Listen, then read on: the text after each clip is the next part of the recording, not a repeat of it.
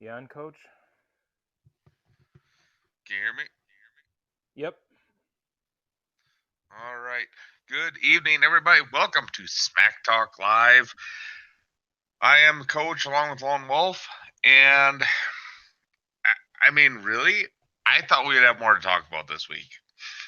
So did I. It's kind of Um, disappointing. There's a few things out there, like we talked about, before the show, but sports-wise, we still have a lot of the same things that we talked about last week with baseball, basketball, football, what have you. But there are a few interesting things I wanted to touch on that like we said. Why don't we start with baseball? it seems for not much happening with baseball. We talk about it a lot. We have Um, actually, yeah. so this week, I thought at the beginning of the week, I thought, "Oh my lord, we were wrong. There's going to be a season." Um, Right. the commissioner met with the union president. They supposedly came to a verbal agreement on a 60 game schedule with prorated salaries. Um, and then all of a sudden, the union was like, "Nope, we don't want that. We want a 70 game." And then they put all. I don't know if you read the article, Lone Wolf. Yeah, I There's like happened. Yeah, I did. there was a list of about 15 things that they wanted, Yep. and I mean there are a couple of them where I could get on board with, like the Sure. designated hitter, universal for the next 2 seasons, expanded playoffs, stuff like that. Right. But there was stuff that had really at this point nothing to do with baseball. It's to do with the things going on Yeah. with social justice, things like that, which is Yep. important. But when you're just trying to get your season in, this Right. is not the time to be negotiating that stuff. Yeah. Yeah. What it felt like to me was, you know, the circumstances would have been different if it was like a strike or something, and they were trying to negotiate to get back after a strike, and they thought, okay, we need to get our list of demands out there, and this is what we want, and the owners are doing the exact same thing, and why this isn't a circumstance to argue about all of those things. You can bring them up, you can say this is what you want, but I think maybe those things need to be talking points for next season. If once you're looking at a full season and you want to have all these things, this is already a lot shorter season than you originally thought. And the more delays you have, the less chance that you're going to have a season anyway.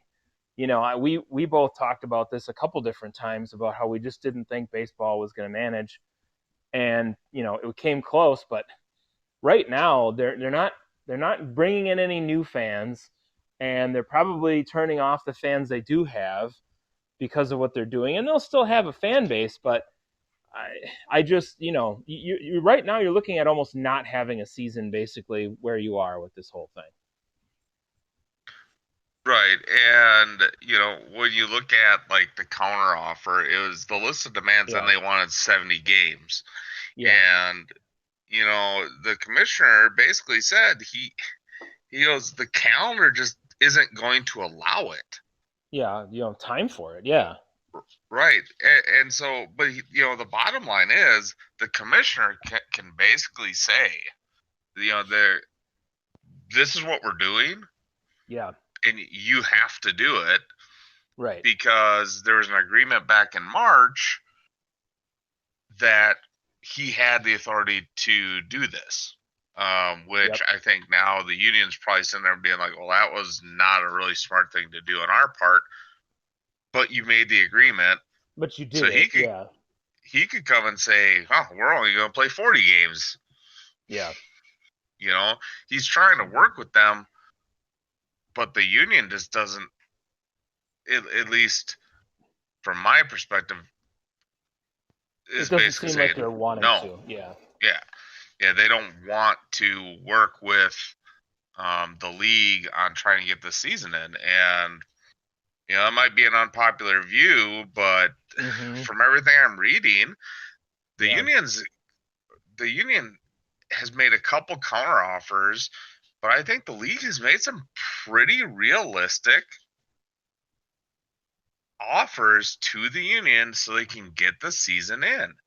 I think so. That's what it feels like right now. Yeah. And if you're, I'm sorry, if you're a professional Major League Baseball player, I have no sympathy for you if you don't get paid anything this year. I Right. don't. Yeah.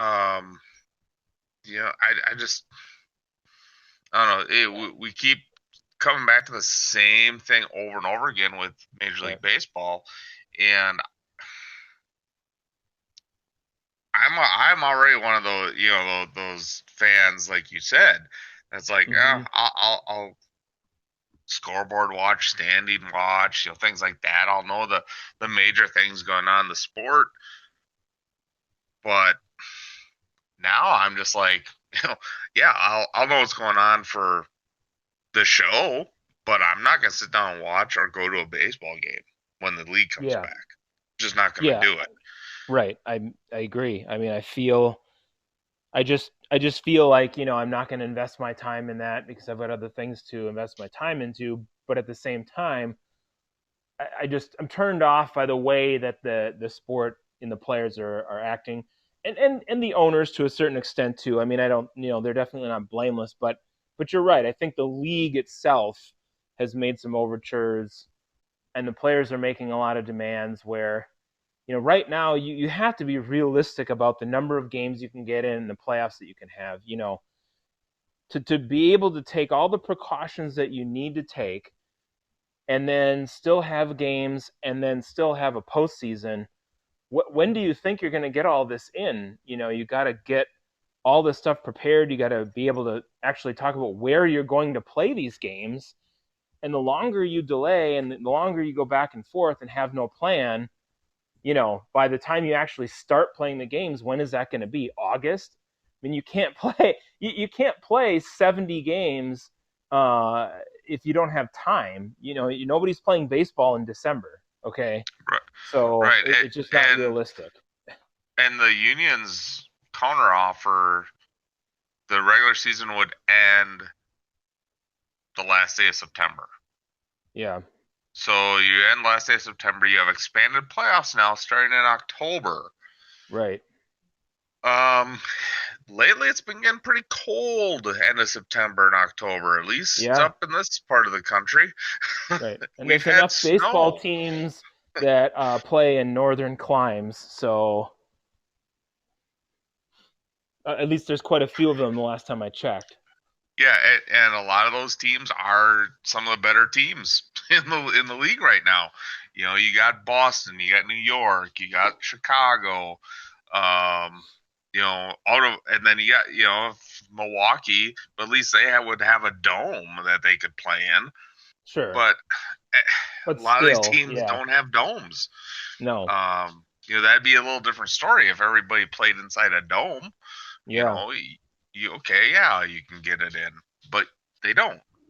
right, So right. again, I'm standing stand pat that there's not going to be a Major League Baseball season. I don't think so I just either. Yep.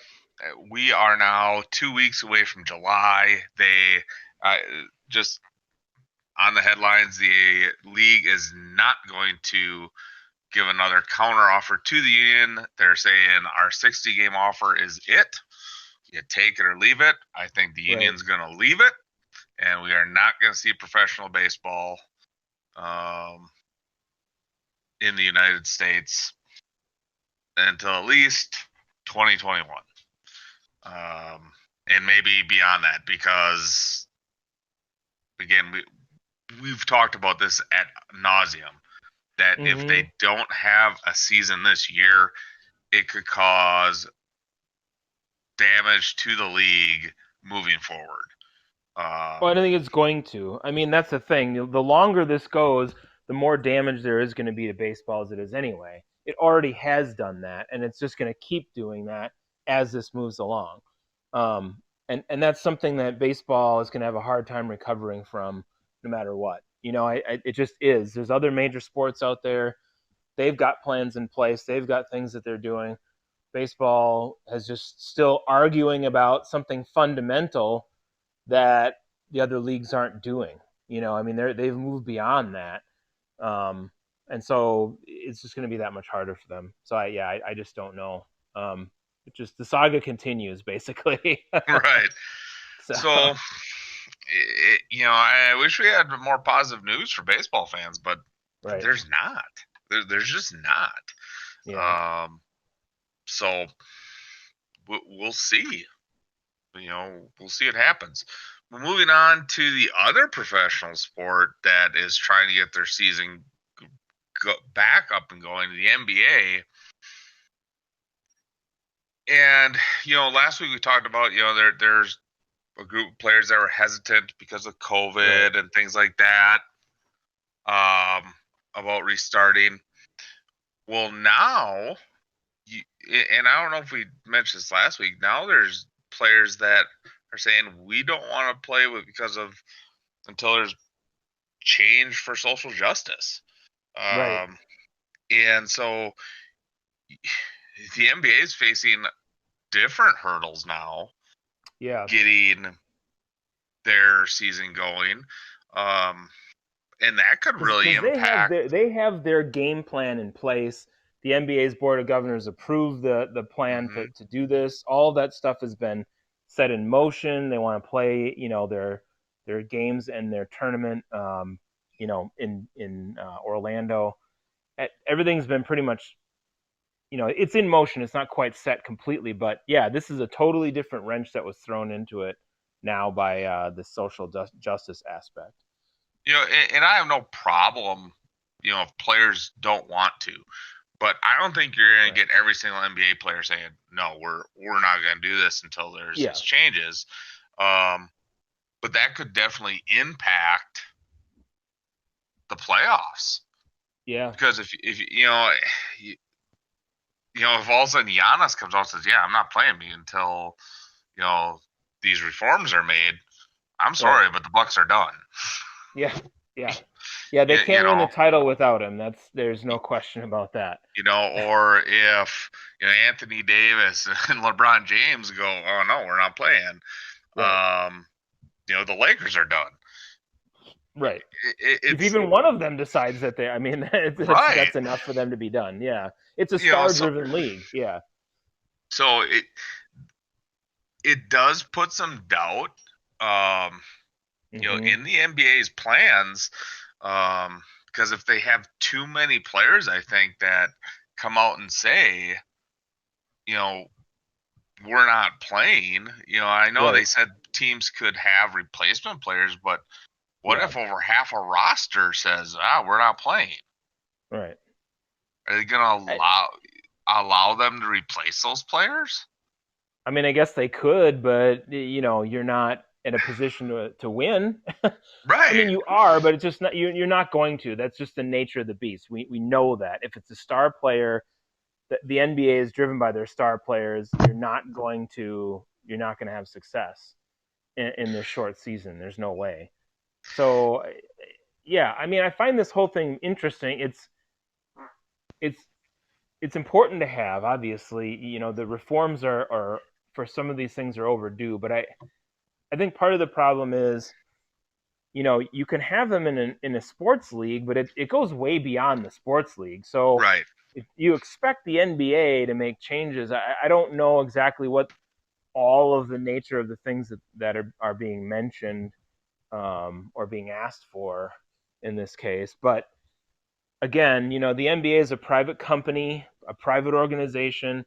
They're not a public one. They're not under the government or something like that, where you change a law and then they have to abide by this particular law or something. The NBA can do what it wants.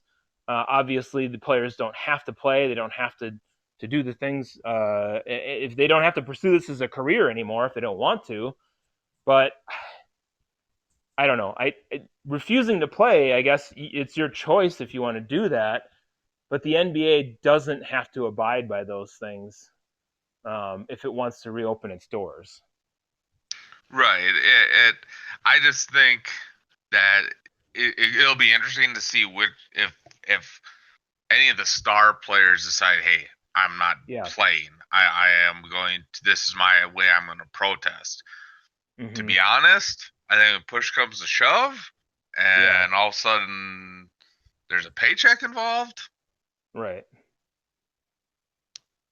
I, They're gonna most play. Yeah, I most players think are going to so. play.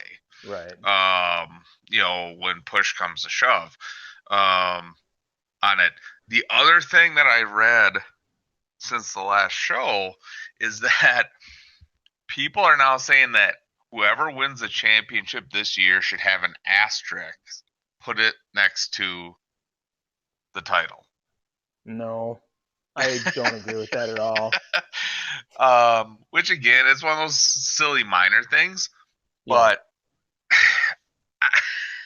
I mean, you could find something every if we go back every year and say, oh, Yeah. like Inflategate for the Patriots, or are we going to put an asterisk next Like to the that Super plate Bowl gate. Yeah. championship? Yeah. It's just silly little things that are coming up. Right. Um, we kind of touched on this, at the end of the show last week with Hmm. cancel culture and the oversensitivity on stuff, and we can Yeah. touch on that a little bit later with a few more things that have come out since Paw Patrol Yeah. and That was this just other yeah. stuff. Uh, It just gets and coincidentally, I saw that imprinted on a cereal box that I have in my house this morning, and I was like, "Oh my god, it's on my cereal! I can't. I don't know if I should eat it. I'm not really sure." I mean, This, yeah, I guess I look at it and I say, look, the NBA is going to have, by the time all is said and done, the majority of their season will have been played. So mhm, I don't know if it ends up, and I didn't do the math on it, but I mean, I don't know that it's going to end up being the equivalent of their normal 82 games plus all the playoff games it would have. I'm guessing based on what we looked at, it's going to be less. But what I saw, the majority of games have been or will have been played. So to say that there should be an asterisk placed against whoever the champion is, I think is unfair because that team will still have earned it and they will have earned it against the best teams in the league, right, whomever that team happens to be. And now if half the teams out there have all their rosters, depleted because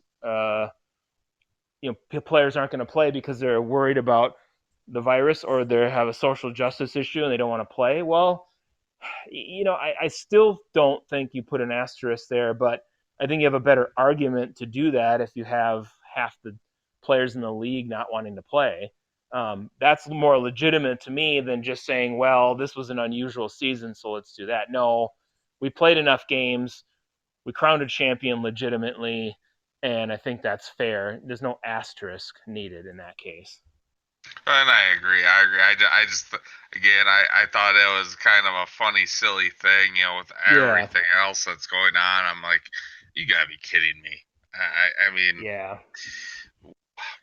People always what bring that kind of else? stuff up, Yeah, it's What else dumb. can we possibly bring up? To bring a kind of absurdity to what's going on in the world right Yeah, now. So moving on to college football. The article today, and this is pretty big news. 23 Clemson football players have tested positive for COVID. yeah, That's a lot.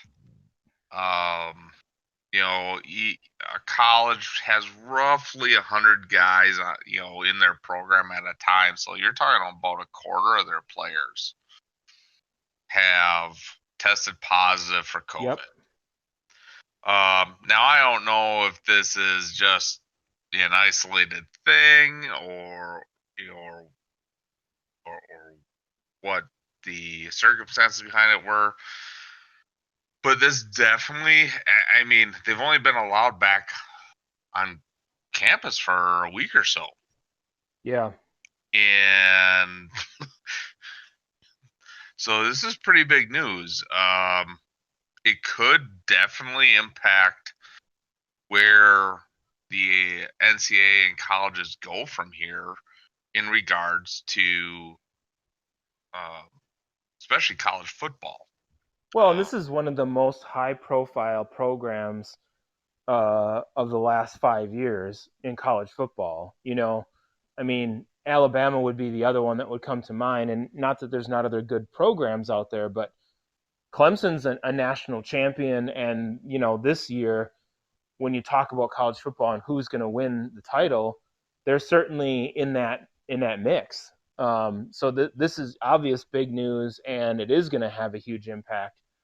And the NCAA, I mean, let's be honest. If this would have happened at Southeast Missouri State, it gets headlines, but not the headlines that if it happens at Clemson when it comes to competitiveness in the sport. right. So yeah. So I'm just reading some of the article here, pretty just quickly. It says, and that was just their football. They had a total Right. of 28 positive tests. So a men's basketball player also tested positive. And then Couple of earlier, coaches too. Yeah. yeah, earlier in the week, a couple other football players. So you have almost 30 football players that are Yeah. positive for COVID, and they'll be isolated for 10 days. And then anyone that was in contact with them needs to self quarantine. I mean, Right. you're basically whole program's self quarantine now. You're shut down Yeah. Yep. because you can't tell me that anybody in your program did not have contact with one of these guys. Yeah. It has to have happened, I would think. So yeah, this is a huge blow.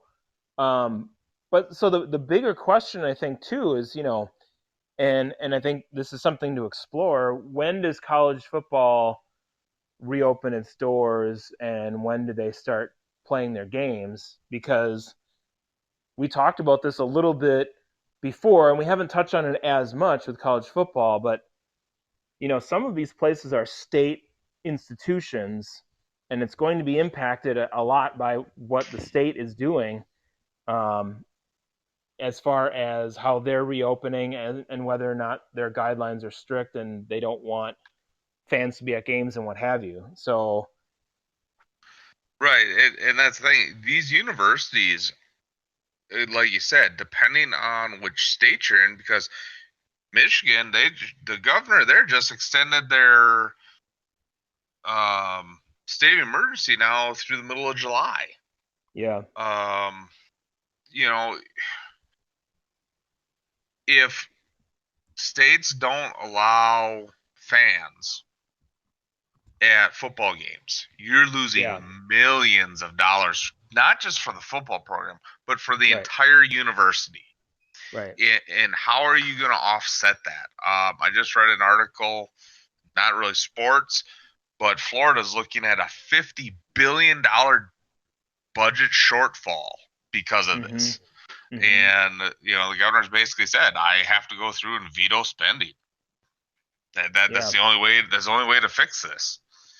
I mean, $50 billion shortfall. That's crazy. Yeah, but I mean, you balance it against, and that's where the forces are competing here. People are like, let's get back to football, let's do this, let's do that. But I think maybe one thing this effect the Clemson thing will have is, let's slow down a little bit before we jump the gun, because if we do that, look how quickly people could get infected. And that was huge. I mean, there was a lot of people just like that.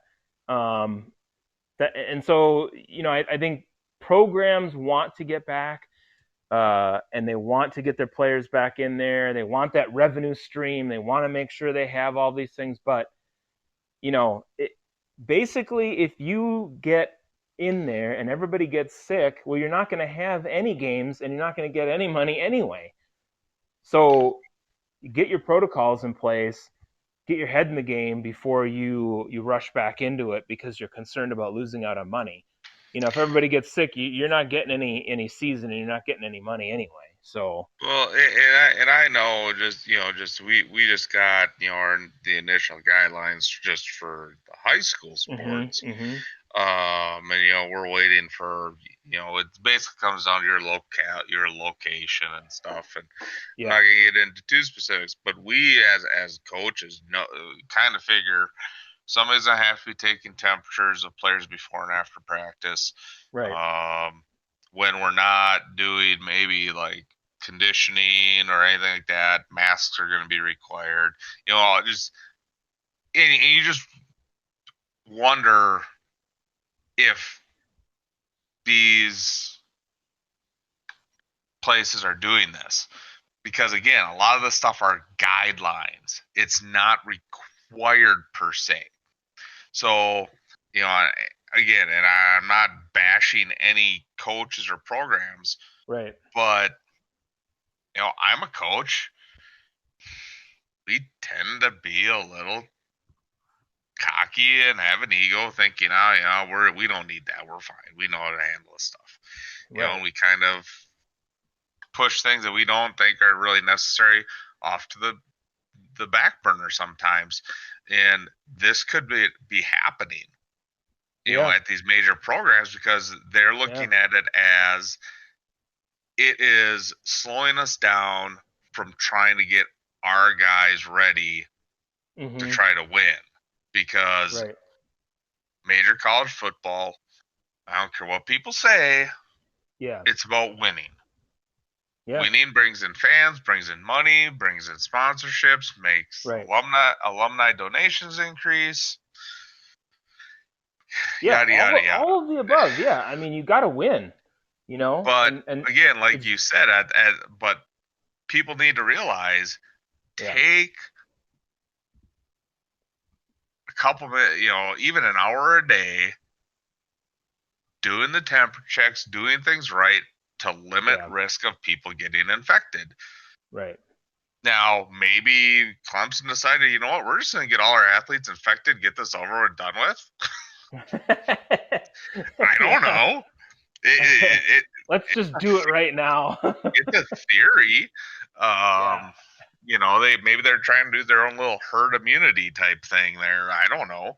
Um, but this could Yeah. deal a big blow to college football.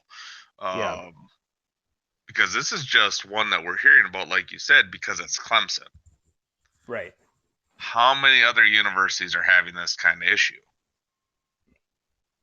that Or we just will don't? have this issue if they rush back and all these players just start jumping in and getting it back on campus. It doesn't take much to have a whole bunch of people get infected quickly if there's a few people that have it Right, and you exactly. mingle with that group.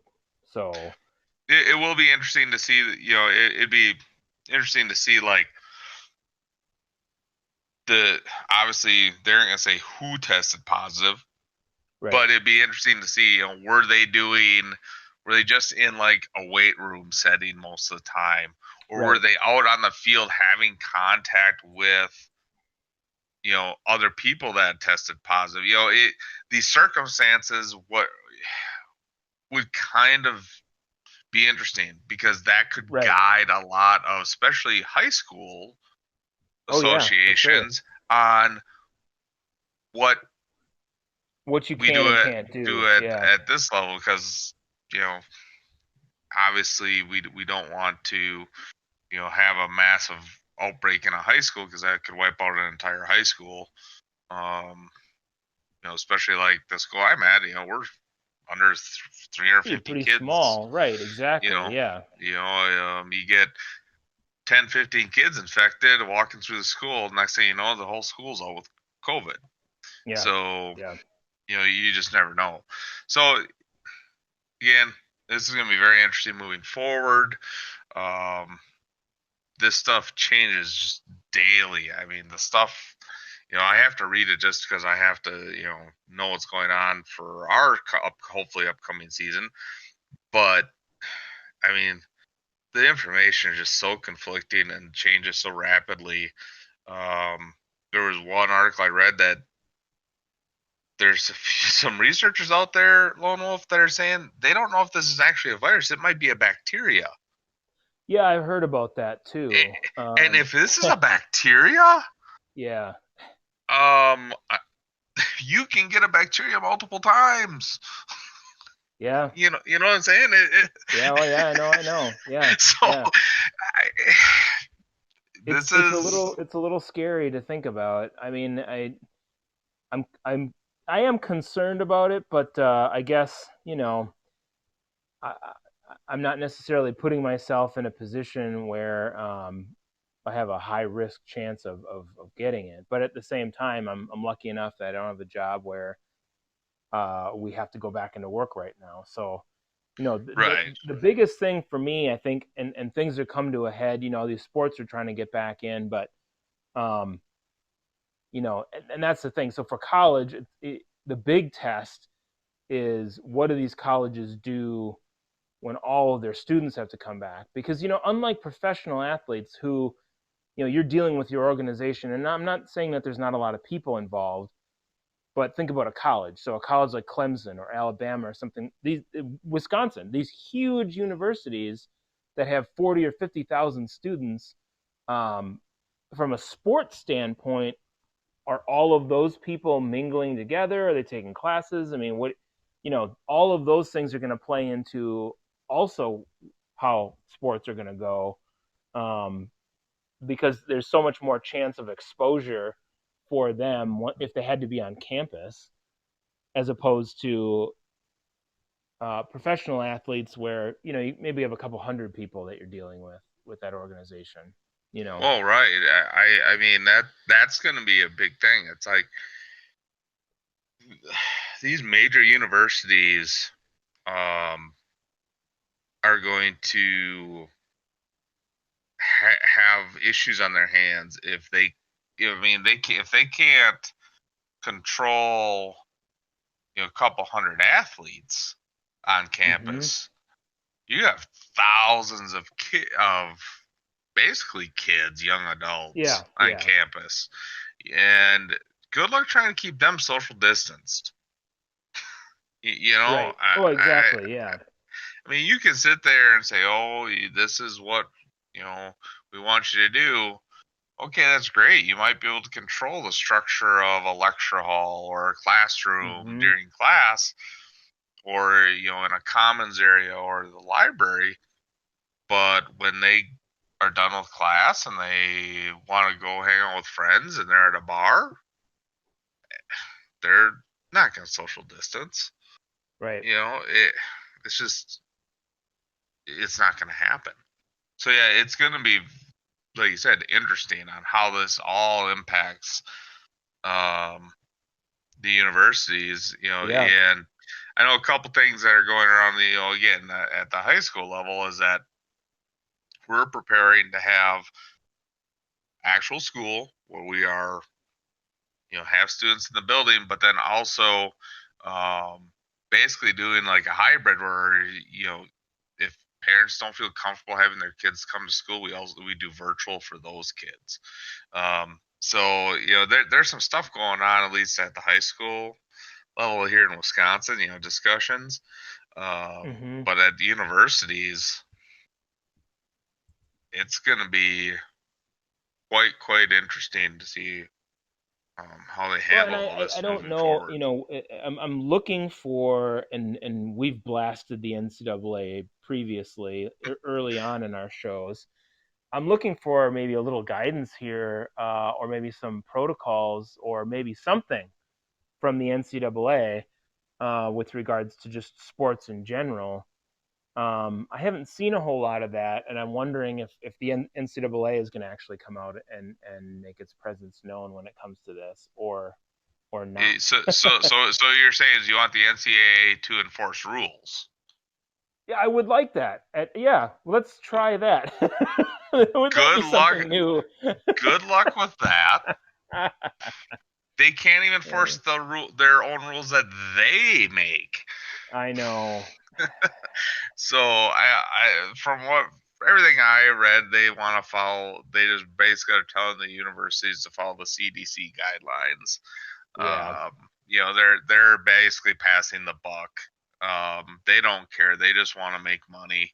The That's NCAA is all about making money. That's all they that's care certainly about. how it feels. Yeah. They sit there and say, "Oh, no, you don't support student athletes. You you just want to make money." I'm not going to sit here and sugarcoat it. Yeah. Then it's a money making thing, um, and until they start to actually put money where their mouth is, then I won't believe anything they say. Oh, Um, yeah, no, I agree. And that's the thing that I've been looking for with it is just I was hoping that maybe there'd be something, but it just feels like there's just a lack of anything when it comes to, and I'm talking about all sports for the NCAA, obviously, not right. just Oh football, yeah. but It's just just something, come on here. As the NCAA, you responsibility to all these universities. But yeah, they have kind of just ducked behind the CDC and said follow that, haven't said yep. anything else. So Yep, because they haven't even come out and said anything. If any they haven't made any recommendations to universities on like limiting capacity at your stadiums or anything right, like that. right. And I really don't think anybody has any idea on how to handle that moving forward. I don't even think the NFL has a plan in place No, for when you start to play games and you want to bring fans in, yeah, um, how to handle these crowds. Now, there's some stuff, going on right now. Obviously, you got the protests and like right, this weekend, I don't care if you like them or not. There's a Donald Trump rally going on. That could be a litmus test for how to handle a big crowd because there's supposed to be a ton of people at that thing, right, and right. it'll be interesting to because obviously they got there's a bunch of guidelines that they're in precautions they're taking um, for people that want to go to that. So it'll just be interesting to see Yeah. if they track those people and see if they come down with COVID. Because I think that's the best way to do it is you, Oh, you, yeah. I mean, and they're going to you do know this rally regardless, right, So, yeah, you almost have to. I mean, I think if you see that there's a ton of people that get sick from this, that's going to make everybody back off on the right, whole. Let's have fans at all these things and right, let's pack the stadiums full and all this kind of stuff. And I feel like me personally, I feel like that's going to happen. I feel like if you don't if you as the league, let's just put it this way, if you as the league do not enforce the rules and make people wear masks and make people get their temperature taken and all these sorts of things, if you don't do it, most people aren't going to just do it. right, Because they just naturally don't do those things without really kind of having to push. There'll be a lot of people that do, but there'll be enough that don't. Um, and so you're going to have to do that as a league if you want to do that. And the question becomes too: can you pack the stadium, or do you right, have to allow half capacity or third capacity or something like that, where you say space people out, um, and then do you make them leave at you know structured times as opposed to leaving all at once so they're not all packing the gates? There's a lot of things to think about. And so that, yeah, that applies to college football, applies to the pro football as well. right. And that's why I think like this would be this again. They're not saying for or against the individual, but this Right. rally this weekend is a great opportunity for us to study a large crowd. Yeah. And because you can say, yeah, we've had these protests, but again, they're outside. They're Right. outside. Yep. It's a free flowing area. This is going to Right. be in a convention center, in an Yep. arena. So if you do all this, you made to wear masks, they do temperature checks, this and that, but then check back with them, you know, couple week, like in a week, 2 weeks, 3 weeks to see if they've come down with COVID. Right. We're going to be able to tell. Okay, is like you said, if if a lot of those people would get COVID, then we know, okay, we can't do this. But on the flip side, if also on a small percentage get COVID, Yeah. now you're like, well, okay, if we follow these guidelines, we can have fans Right. And we can because we can we do can it do it safely. safely. Yeah. Hmm.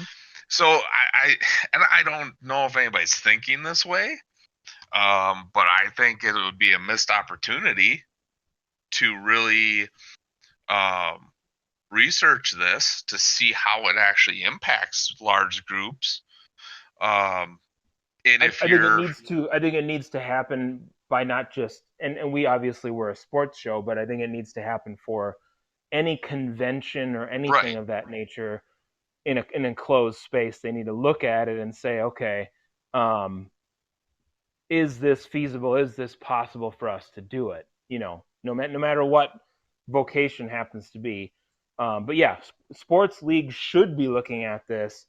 I'm guessing, and I don't know the NBA. That would be something for them to look at. I'm guessing they'd probably be okay at this point with not having any fans. They'd probably rather have fans, but they would be ones to dig into it because all of their games are obviously in an enclosed space of this nature.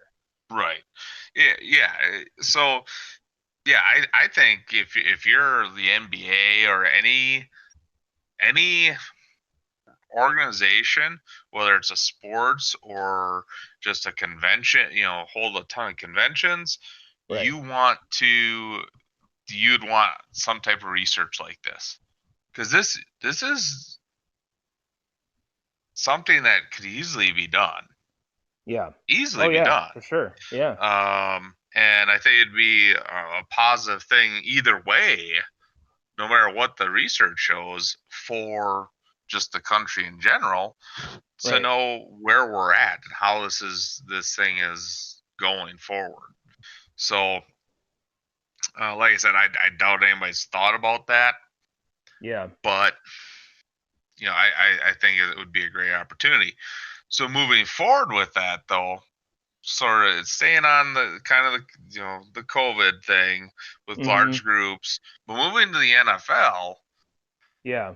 I just read this today. It came out yesterday that Dr. Fauci is saying that the NFL needs to have a basically a bubble format to play in 2020 like the NBA is. So you have to have localized communities and play all the games in one area, in one Mhm. stadium. Yeah. I don't see that happening, to be honest. Right. Right. Um, NFL is a little different than the NBA structurally. Right. Um, you have about five times the players, larger playing area. Mhm. Um, you have more staff. Yeah, I just I don't see how Yeah, that would be possible.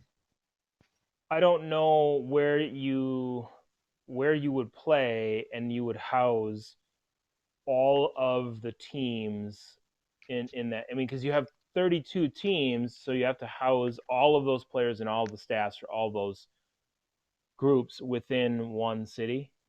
Right, Um, that seems to be putting a lot of strain and a lot of pressure on that particular city if you're going to do that. right, and I just don't know where you do it because Yeah. you can't just play it somewhere that has only one stadium. 'Cause you can't. It I mean, I guess you could try to do it in some place like LA. LA is really big. It's got more than one stadium. I guess there's some possibilities there, but I just don't know if functionally that is actually going to work. Yeah, I I don't don't know. see how it could work. Yeah. I just don't know. Logistically, how you'd make it work. I could see kind of doing if things got bad again here, in August, the NFL may come and say, hey, you know what? We're gonna kind of restructure for this season and do Right.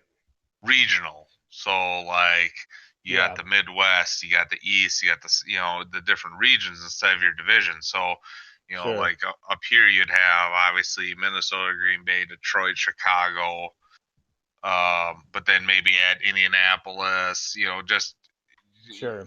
keep people regional, so you don't have a ton of travel, and maybe do that. Mm-hmm. Um, that possibly could work. Um, but I don't see, yeah, like I don't see how they could do uh, an Just one NBA city. style. Yeah. I Yeah. just don't see how that could happen. Well, and part of the problem is, right now, what you're talking about with having a city that could do that. I mean, some of the biggest cities that have multiple stadiums, and not just college stadiums, just stadiums in general, are some of the hardest hit places, like in New York or Los Right, Angeles. So you can't really have them there anyway. I mean, right. from that standpoint, um, and you're infusing all those people into that situation. So I just don't see logistically how that would work. I don't see it. Yeah, maybe the NFL will have to think about that. We haven't really seen from the NFL if they're going to do anything like that, at least that I've seen or read about. Um, and maybe they're holding off on making any of those decisions until later on. Right now they're easy enough to just say, ease back into practice. We talked about some of those things in a previous show. But yeah, I haven't seen anything from the NFL changing their structure or anything like that for their season. Yeah, and I think they're gonna try. Their plan is to continue on as normal, but Right. this is the one thing where the NFL separates themselves from other leagues. I am sure the league and the union have talked and has a couple of different options in case they have to adjust. Yeah. It's not going to all of a sudden be like, oh crap, we're supposed to start next week and now we Right. can't. And what Now do we we do? can't. Yeah. I think they have probably some things that they've talked about, um, and have some contingency plans in place for this. Um, Right. you know, again, everybody's talking about all cases are increasing. Well, yeah, as we've talked about this, Hmm. as people venture out and do things and more testing comes, the positive tests are going to increase. As you test more, you're going to get more positive tests. So Well, there's I going to think be part of it's that, and part of it is people venturing out and um, causing some more of these positive, things to right, happen because they are interacting more than they were before. So I think it's a combination of both. right, and I just it's not, to me, it's not shocking, Yeah. that this is happening, and I don't think it's a cause to panic. Hmm. It does. Again, I've said in the past, I don't think it mattered if we did this now or if we would have done it a month ago or if we do it in 3 weeks. There was going to be a spike. Right. It didn't Right. matter when we did it. There was always going to be a spike. Yeah. So I'm not like, oh my god, um, we're headed for Complete shutdown to Armageddon. number two Yeah. here. Yeah. I just think it's kind of part of running the course of this pandemic, Hmm. and you just have to keep moving forward, and you have to make decisions for yourself and your families. So moving on away from COVID, Yes. because we've been I talking mean, about really, that's what all the sports talk is. Just when are leagues reopening because of the right. virus and blah blah. I mean, that's been a lot of what we had to talk about. So So before we get into because I know there's you brought up a couple of actual football things. I want to bring right, up Jerry Jones real quick okay, because I found this very interesting. always a guy to talk about. Sure, So we talked about this last week that Roger Goodell apologized for the right, NFL stance on kneeling during the anthem. Well, he has now come out and he wants Kaepernick to be the lead the NFL in their social justice reforms, things like that. yeah, Again, I think they're really muddying the water here. right, It basically kind of sounds like Goodell's trying to imply that a team should sign Kaepernick. right. Um, and I said last week, I just don't think he's a good quarterback, and if a team is forced to sign him, I'm really going to lose a lot of respect for the NFL. Oh yeah, Um, I mean, there's no reason for that. The guy, if somebody had wanted to sign him, I mean, you can talk about teams blacklisting him or what have you, but I think somebody would have signed him if they wanted to sign him. That was what I said right, last week. I stand by that this week. If he was really that good, he'd be on a roster. right, Bottom line. right. And I know we I got really do in it feel that way. with kind of a Oh back and yeah, forth one of the with people that came on who said he yeah, should be a Pro Bowler, and I yeah. disagree with that. I'm sorry, but So, that's yeah. I don't but think so. so that's the Goodell. But with Jerry Jones, so the NFL now basically is saying if you want to kneel, kneel. And we've talked about this. Hmm. We kind of both are like, not personally. We don't take offense to it. At least I don't. I don't either. Yeah. You know, but now Jerry Jones has come out and said if any of the Cowboys kneel, they don't play. Yeah. You got to leave it to Jerry, man. You know he's going to do something like this every time. He's got to say something. I mean, I will say this. I am not a fan of Jerry Jones. I've Right. criticized him as whenever possible. I criticize him. Yep. But I will say this: at least he stands up for his beliefs. He's not just bending, kneeling down and bowing and saying, "Okay, yeah, do whatever." So Right. he is standing up for what he believes in. I agree. Yep. I can agree with that. Yeah. But I mean, I just think there's other more important issues to stand up for than if your players kneel during the anthem. If you Um, kneel, you won't play. you know, Uh, I just I don't know. Again, that's like you said. That's Jerry Jones. just That's Jerry Jones. Yep. he always at least gives us one story. Right. Um, but now, kind of on that same sidelines is getting a little off the NFL. I just read this article about 10 minutes before the show. Yeah. If you remember Bruce Arenas, Oh yeah. Yep. okay, the former U.S. men's national soccer coach, has come out and said that the national anthem should not be played before professional sporting events. I, and I don't even know why that's even an option. I don't even know why somebody would say something like that. you know, I it makes no sense to me. Why you think that's going to resolve a problem if you do that? Why would you even say that? I mean, I can see where somebody might think that is gonna it's gonna prevent the whole kneeling issue.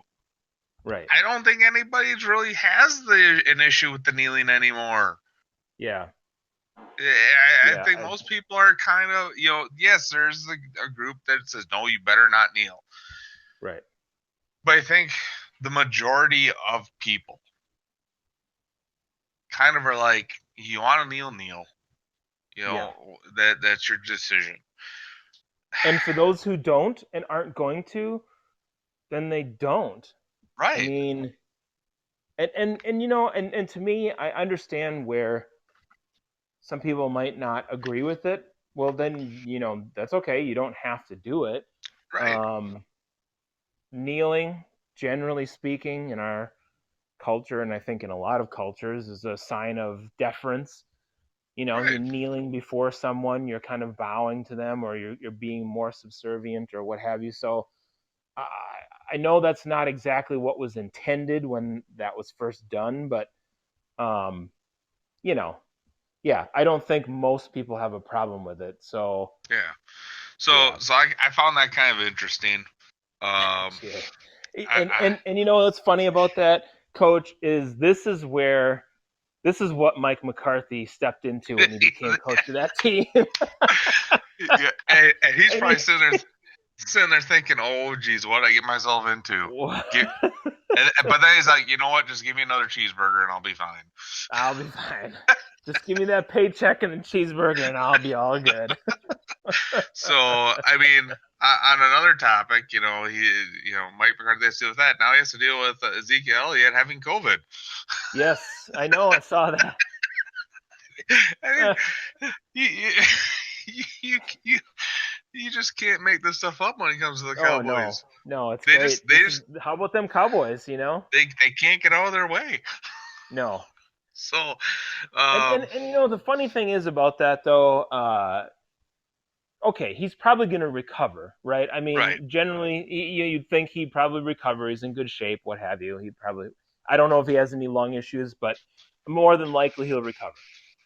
So the real question to me, from a football standpoint, is does that impact him in any way for the season? Now I know it's right now, and it's still, you know, there's a couple months before the football season actually would start.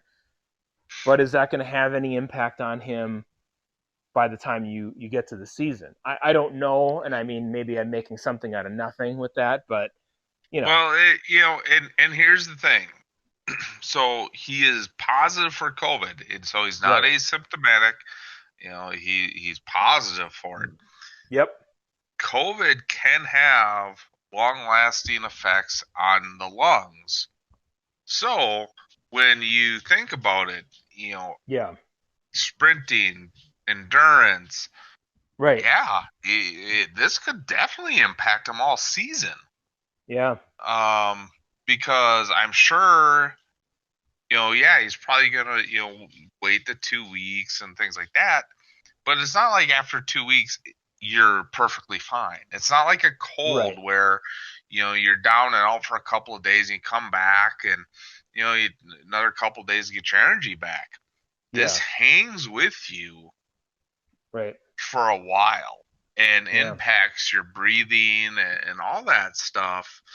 Um, from what I read, could be up to a couple months afterwards. right. Um, So yeah, so I mean that's to me that's a legitimate question, and is that going to be an issue? And you know, obviously, without him at peak performance, that makes a huge impact on their football team. oh, So absolutely. yeah, You know, that and all the people who aren't going to play because they're kneeling. So right, exactly. I mean, we I, could be I, looking at another dumpster fire in Dallas this season. I don't know. I mean, but again, and I look at this as a, Yeah, that whole thing is, if you're signed with the Cowboys right now, you're kind of like, okay, well, if I want to play and get a paycheck, I have to not support this cause. But if right. you're looking at, in the future, if you're a free agent, why would you go play for Jerry Jones? Right. If you believe in that, and you Right. don't want to, you know, and if that's what you want to do and you really believe strongly about it, yeah, you wouldn't go play there. But you know, to me, Jerry Jones is Jerry Jones. You know what you're getting when you step into that. He isn't Hmm. hiding it. He isn't, you know, coming out from behind a rock and saying, "Boo, here I am. This is what I'm acting like." No, he's always been Right. that way. So you know, you should know what you're stepping into if you're a free agent. You're going to Jerry's world. Oh, exactly. Yeah. So, couple things to end the show here on. We're finally getting back to about our hour and 15-minute shows, which is what Normal what we time, what yeah. what we originally planned. Um, so the first thing is, and you brought this up when we Yep. were kind of prepping for today. Jamal Adams asking for a trade from the Jets. Right. Um, you know, is it surprising? To me, no. Right. I think the Jets are a dumpster fire. Right. Um, and I think Adam Gase has a lot to do with that. Um, and that's probably one of the reasons he wants out. Adam Gase just has never really been a guy that, if I was a player, that I'd want to play for, or if I was even an assistant coach that I'd want to coach under. He Right. just doesn't seem like a type of guy that um, really promotes or any rapport building to me. So, um, I don't know what your thoughts on that are. That was, I read the story, but you were the one who brought that up. So I'll let you Well, and finish off that topic. yeah, I saw that and I thought, to me, this is a classic case of an all pro who plays for a team that isn't very good. And, he's looking to get out. He's obviously still under contract through 2021, I believe, so through next year. But yeah, I agree. I mean, I have a really low opinion of Adam Gase as a head coach. And I think this is a guy who very clearly wants to play for a team that's going to contend. I mean, you look at the list of the teams that he didn't say this, but through sources that these guys have dug up, they're all contenders. All these teams that he would want to play for. The Ravens, the Seahawks, the Chiefs. They're all good. So to me, it's pretty obvious he wants to get the heck out of town and he wants to play for somebody that has a chance and doesn't want to wait until next year. And he figures that if he makes a big enough stink about it, the Jets will shop him around and maybe he can get out of town. To me, if I were the Jets, would I let him go or would I not let him go? I mean, that's a big question.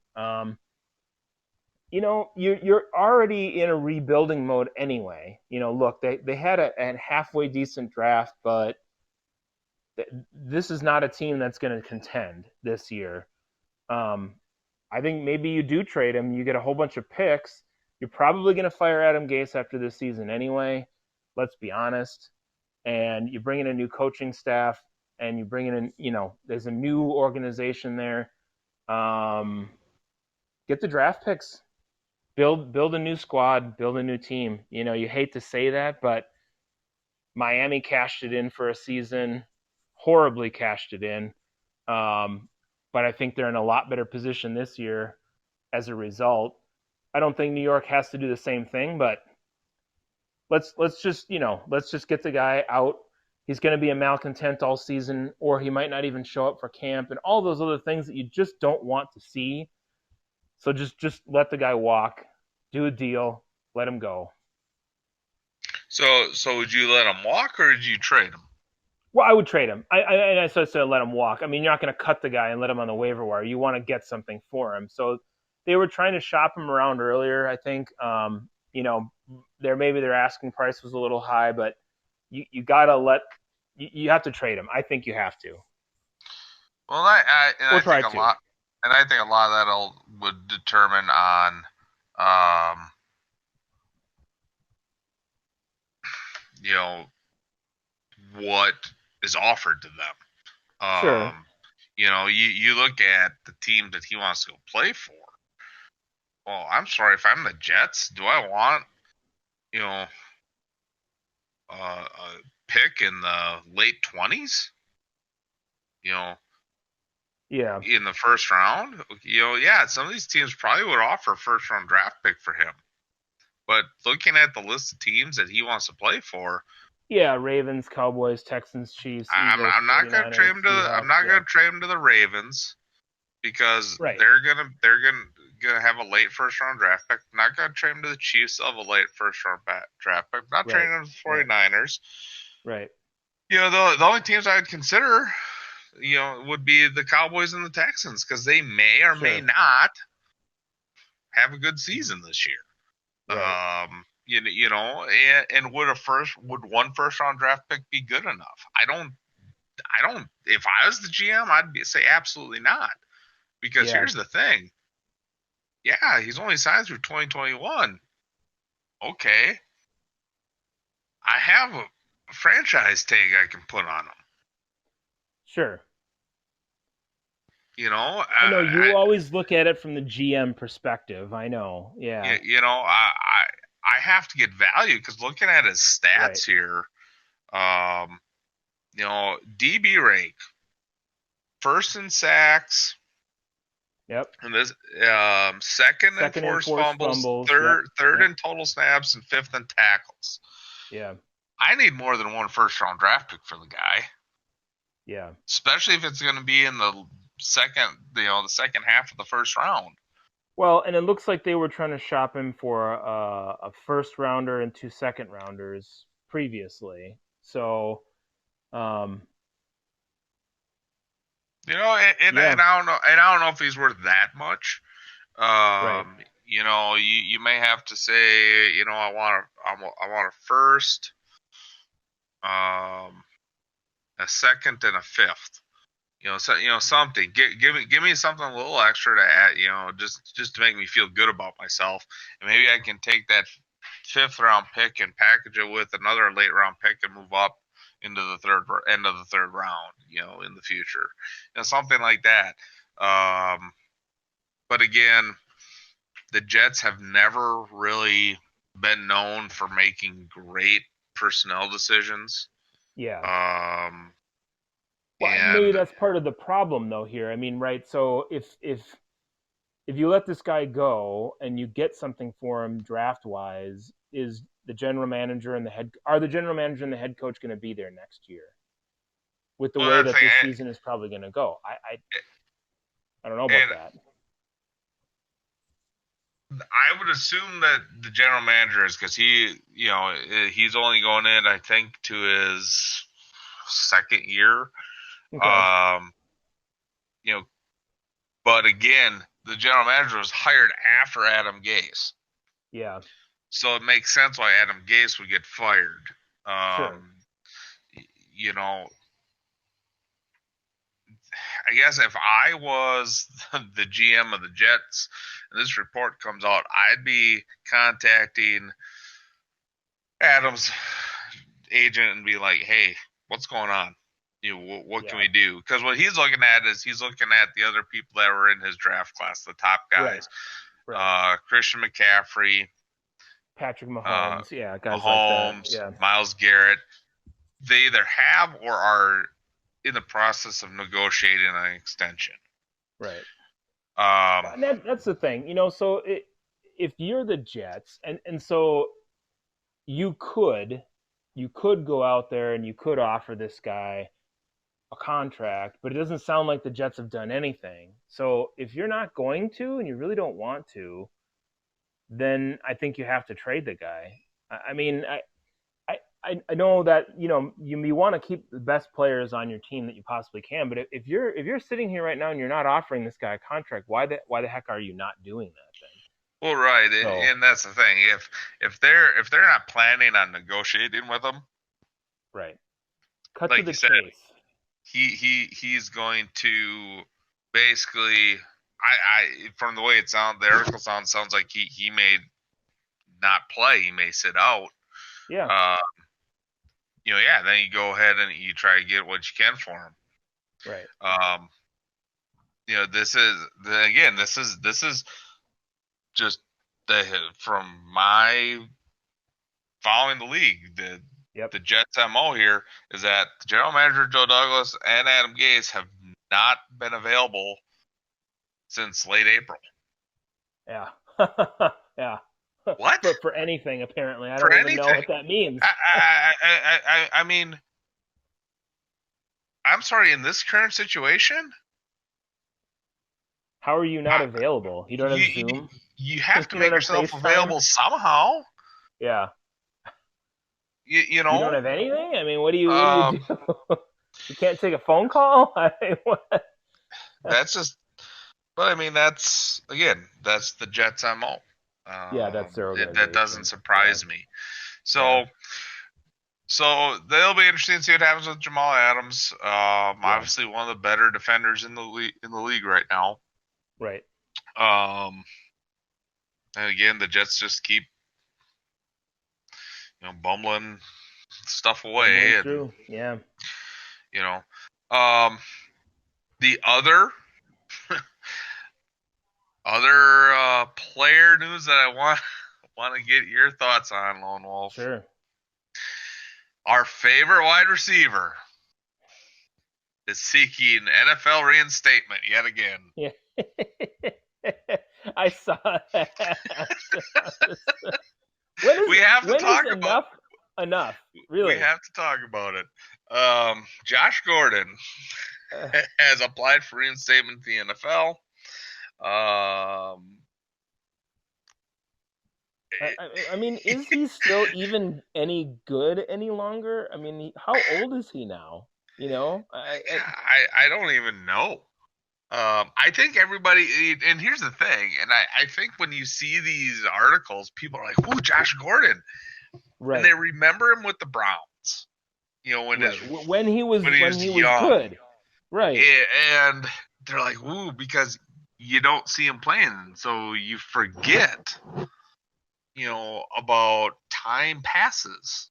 Um, so since 2013, he's been suspended 6 times. yeah, So yeah, so if you look at that, um, and I don't know when his rookie year was, but if you just from 2013, that's been 7 years. so he's You're looking, 29 years old. he's in his late 20s. Yeah, he's 29. He's 29 Uh, years old. I mean,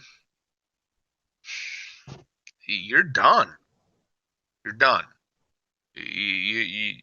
Your Yeah, NFL career is over. Even if the NFL would bring you back, what team's going to touch you? You couldn't even make it with the Patriots. right. You know, I look at it and it's like people think about the promise of what they could have with the talent that he had, but let's just face it. I understand that he's had things in his life that have caused him to relapse and all these things, but dude, if you can't figure it out, then you're not going to play football. You can't keep violating the policy and expect to get your job back. That's just how it works for everybody in life, you know. So I it just does. I mean, you know, I mean, he was drafted by the Browns in 2012 yeah, in the supplemental draft. He's played in 63 games. yeah. Um, that's not good. No, I will That's not tell good. you though, I find this interesting. He gets a story, and they're talking about him because of the promise of the potential of the talent that he once had, and I don't think he's that good anymore. But you know, that's why this is what tells me if a guy has potential or he can actually play football, right? That a team will take a chance on him. Even this guy who has gone through so many different, drug issues over the course of his career, where when people say, well, nobody was going to give Kaepernick a job. Well, obviously, he really isn't that good. Because the Seahawks signed this guy. He was on a roster. He Hmm. went with the Patriots. He was in the Seahawks. He's had so many different violations of the NFL policy. He's been in and out of the league, so many different times.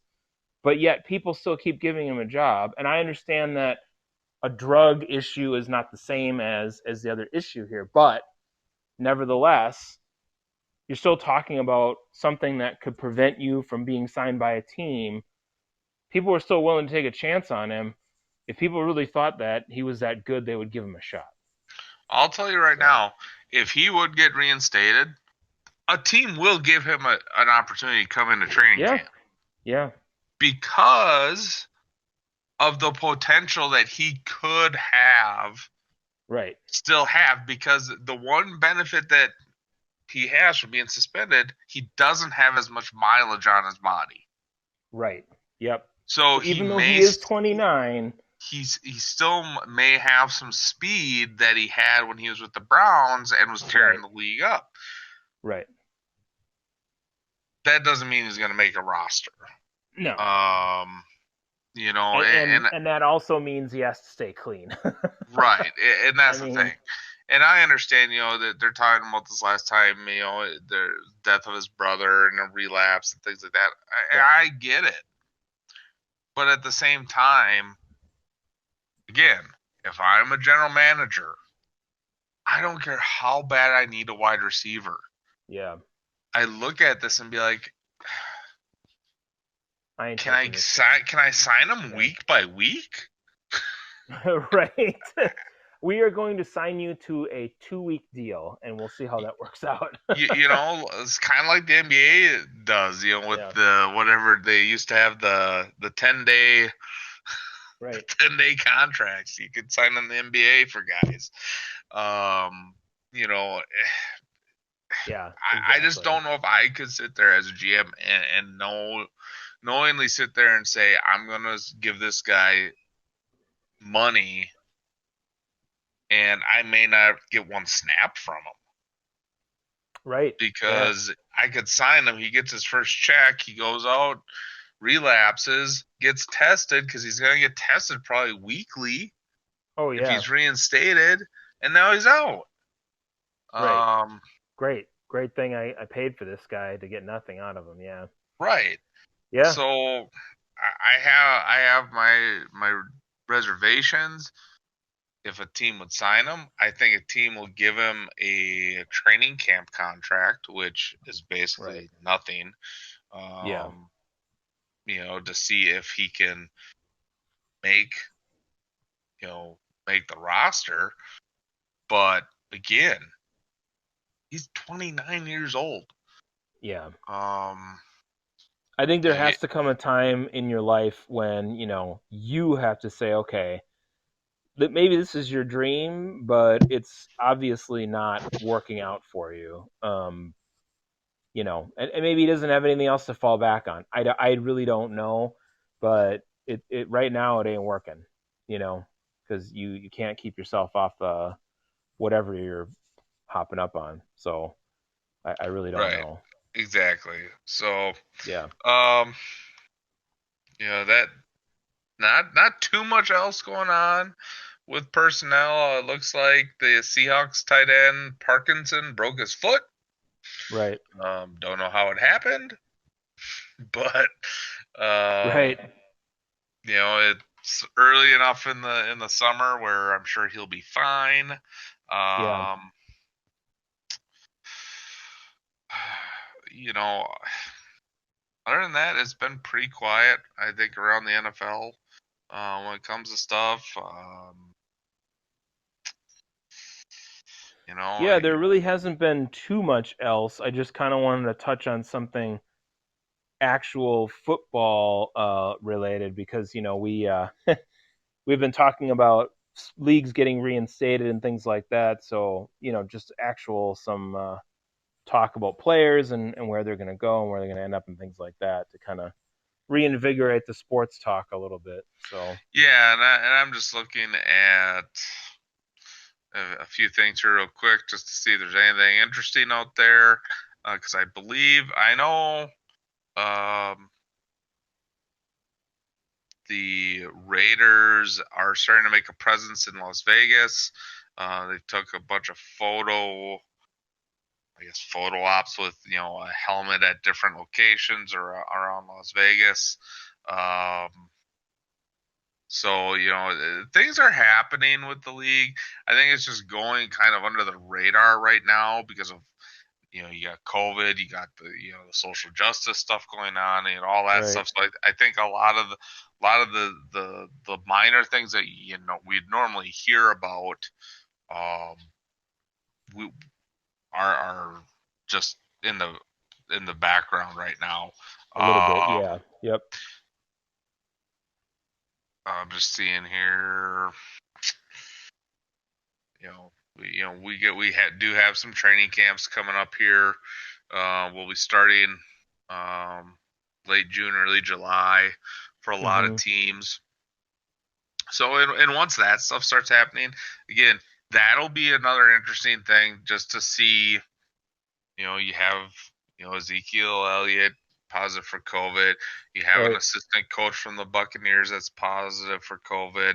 Yeah. How will this in training camp manifest um, through everything? And if a team gets decimated by it, will the league basically shut training camps down?